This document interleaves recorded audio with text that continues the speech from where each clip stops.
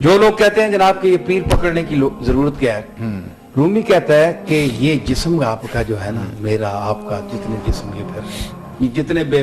بے پیرے جسم پھر رہے ہیں جی، جن کا کوئی پیر نہیں، جن کا مرشد نہیں، استاد نہیں، پیر نہیں ہے جی، اصطلاح بت بے پیر انہی پر ہے درست،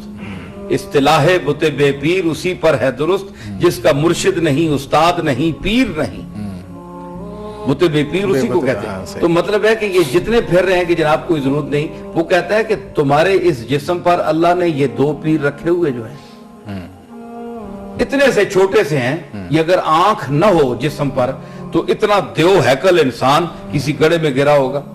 صحیح ہے جی، بالکل۔ تو یہ ہدایت راستہ بتاتا ہے کہ یہ گڑھا ہے، یہ کھڈا ہے، آپ ادھر سے چلیں، دائیں بائیں جائیں، تو قدرت نے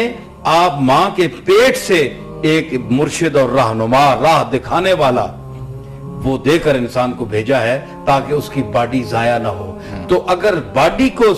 ضائع ہونے سے بچانے کے لیے آنکھوں کی ضرورت ہے تو اللہ کے راستے تک پہنچنے کے لیے بھی اس استاد کی، اس مربی کی اور ایسی تربیت گاہوں کی ضرورت ہے جو ان سے تعلق رکھنے والے ہوں اور ادھر پہنچا دیں۔ اور آپ کو میں یہ بتاتا پھروں چلوں کہ استاد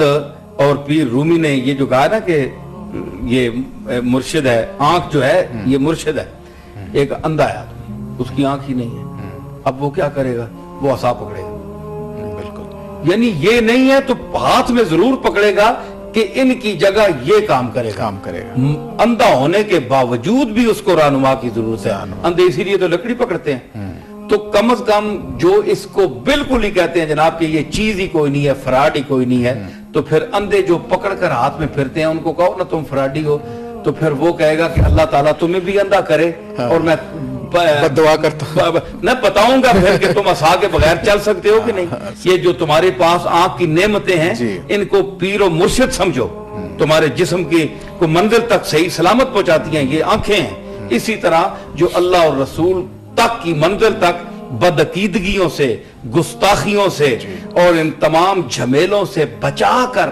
اس کی بارگاہ تک پہنچا دے، وہ پیر کامل ہوتا ہے۔ اس لیے پیر پکڑا جاتا ہے جس کو ہم غوث پاک پیر کہتے ہیں، معین الدین اجمیری کہتے ہیں، قطب الدین بختیار کاکی کہتے ہیں، بابا فرید کہتے ہیں، نظام الدین اولیاء کہتے ہیں، نصیر الدین چراغ دہلوی کہتے ہیں۔ تو ان پیروں کا